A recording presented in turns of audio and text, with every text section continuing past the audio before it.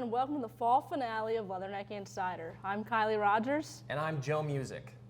The Macomb High boys basketball season is well underway. The Bombers are currently 4-1 and 2-0 in conference. They got the win against West Prairie 68-6 2 weeks ago and 45-33 against Farmington on Tuesday. The Bombers play again tonight here in Macomb against Kewanee. Over on the girls' side, the Lady Bombers are currently 4-7 and also 1-0 in conference play, defeating Bushnell Prairie 61-34 on Monday. The Bombers will look to get their second win in the Prairie Land Conference as they take on Astoria tonight in Macomb. The Leatherneck's lead receiver of yards, Nassim Brantley, just caught his accolades of this season's performance. So I'll toss it over to Caden Strenz, who's in studio with us. Caden, take it away. Nassim Brantley was a standout wide receiver for WIU all season long. He was named MVFC Newcomer of the Year and First Team All-Conference. Along with Brantley, Juan De La Cruz, TJ Limehouse, and Mason Laramie earned MVFC Honorable Mention. It's truly a blessing to win that award. It really shows the hard work that I put in all off season, and just the hard work during the season also, getting the help from my teammates to push me to be a better player and the coaches as well. Brantley gives credit to his coaches for pushing him and his teammates to play to the best of their ability. He always wants the best out of everybody, so he pushed us during practice, really pushed us during fall, summer camp to really have that brotherhood and to really get the best out of us. So I say yes, he had a tremendous impact. Brantley shares his message to the young athletes out there trying to get to the level that he is at today. I say just never give up, stay consistent in your craft, and anything is possible. You just gotta continue to be consistent in what you're doing and what you're willing to do to get to that goal. The WIU women's basketball team is currently in 9th place in their conference with conference play just around the corner. I spoke with head coach J.D. Gravina and guard Elizabeth Lutz about how important conference play is. Yeah, I mean, to us, conference is really like a whole new season and a more important season. Those are the schools that are, supposed to be your peers, and it's also tougher to get a conference win. Our league is really good this year. If you look at the RPI of the league, it's one of the better mid-major leagues in the nation, and so to have to step up to a challenge and beat a conference team, I think means more when you don't get to choose what team you're playing. Guard Elizabeth Lutz believes that non-conference play is meant to prepare the team for conference play when it matters most. I think the non-conference is just used to prepare us for the conference, and so everything we've been going through right now is hopefully to prepare us and to set us up to succeed once we get into conference play. So we're definitely still taking these games seriously, but that we're kind of going to see that as a new start, as a 0-0 once we hit conference. WIU will open up conference play at North Dakota on Monday, December 19th. Back to you, Joe and Kylie. Thank you, Caden. Incredible. The Lady Leathernecks were projected to finish 7th in the preseason polls. Now they're looking to prove some people wrong. When we come back, we stay inside of Western Hall for some more updates from the hardwood.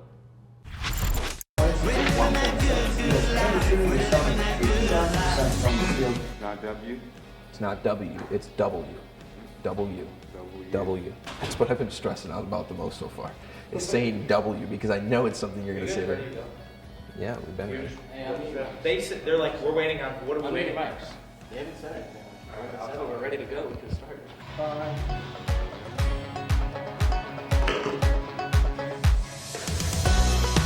Hello everyone, I am Will Thomas. And I'm Dane Mackley. Welcome to this week's edition of Leatherneck Insider.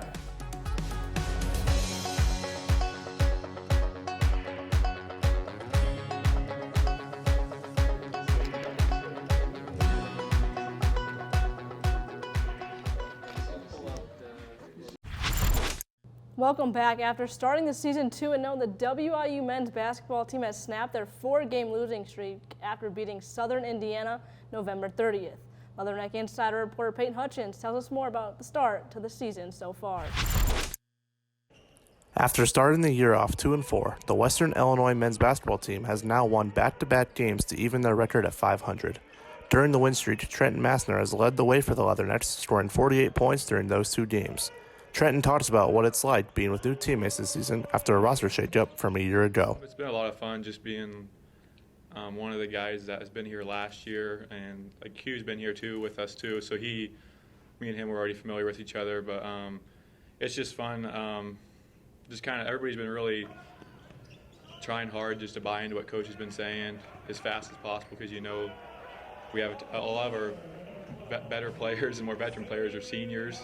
So we have to kind of buy in as fast as we can because we don't have a bunch of freshmen have years to play with here. So I think me, Q, some of the upperclassmen just have a sense of urgency because we're running out of time. So Head coach Rob Jeter also discussed his expectations heading into conference play.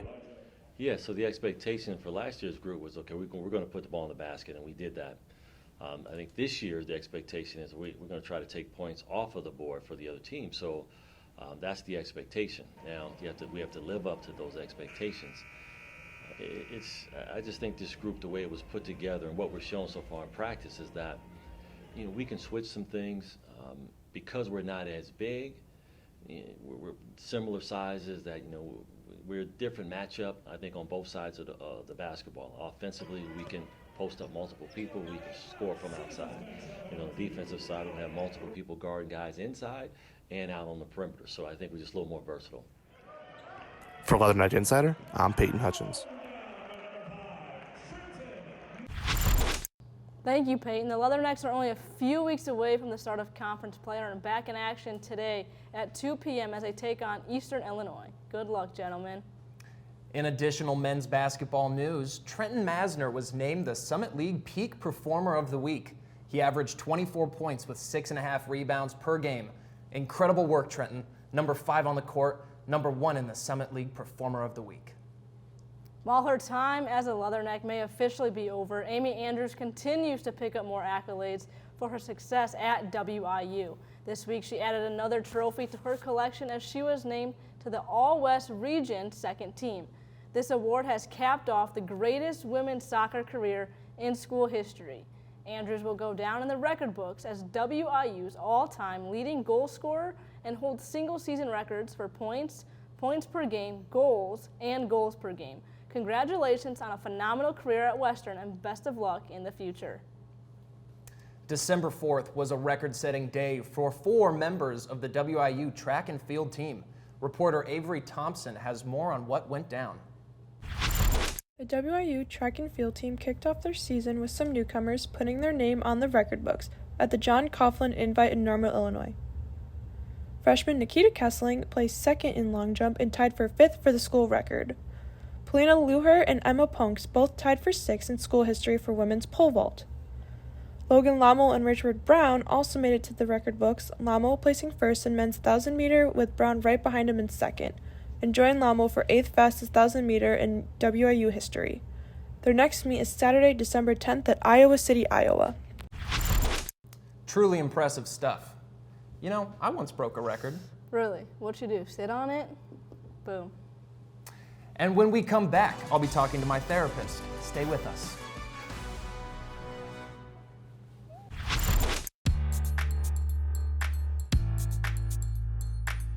Your vision. My goal is to work at a top 100 television station as a reporter, anchor, and a producer. Our mission. Thanks to Western, I have a resume that would beat out most students from the top journalism schools in the country. This is Western Illinois University. I am a success story. I am a Leatherneck.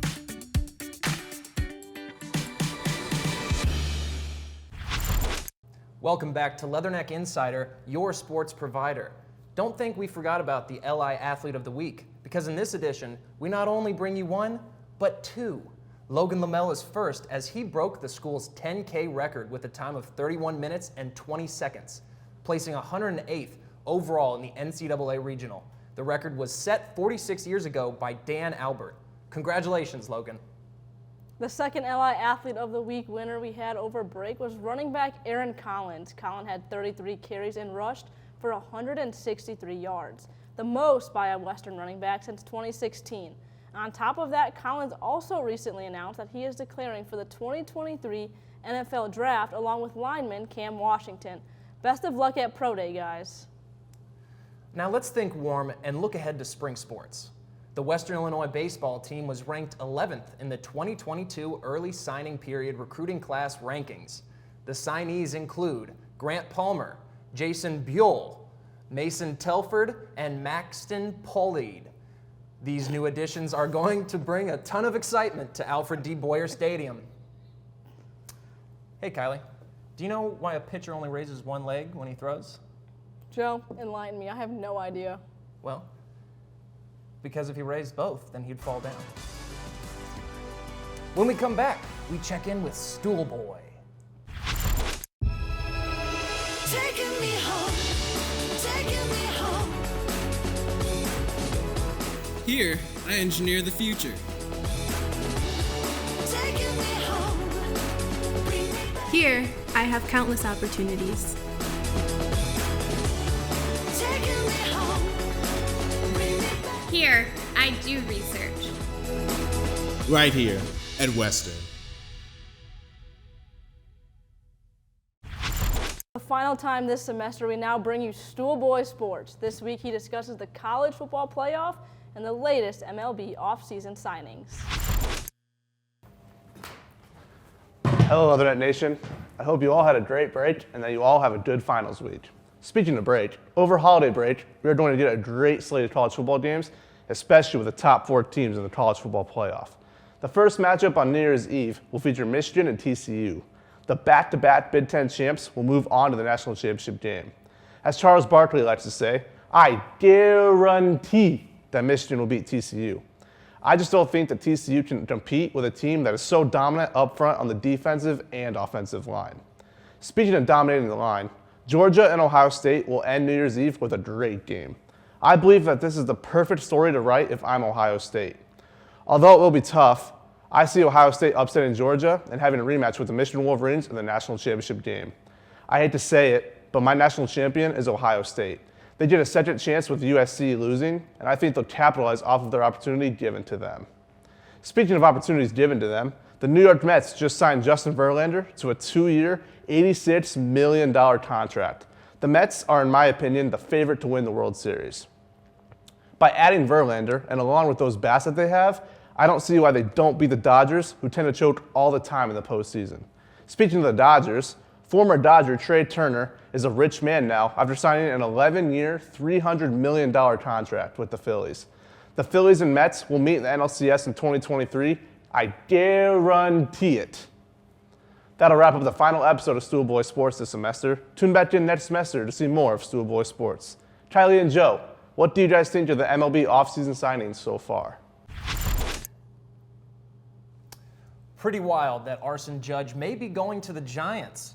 I'm hoping the Honorable Judge goes south to Tampa Bay. Lord knows they could use him. Joe, I'm pretty sure you're talking about Aaron Judge, who just signed a 9-year, $360 million contract that's going to make him stay with the Yankees. On top of that, Jose Quintana, former Cardinal and Cub himself, is signing a 2-year, $26 million deal with the Mets. And the Cubs got a big signing in Cody Bellinger, 1 year, $17.5 million. That's going to be a real hit or miss there. Maybe if he has a good season, bring in some prospects for the Cubs. If he doesn't have a good season, well, it's the typical Cubs. I'm a Cubs fan, so I feel confident saying that. However, your team, the Cardinals, took Wilson Contreras on a 5-year, $87.5 million deal to replace Yachty. I think you guys got a good backstop. I'm hoping so. And that's all the time we have today. Check back in next semester for another great season of Leatherneck Insider. Be sure to follow us on TikTok, Twitter, and Instagram at InsiderWIU. For the final time on this desk, I'm Joe Music. And I'm Kylie Rogers. Neck up.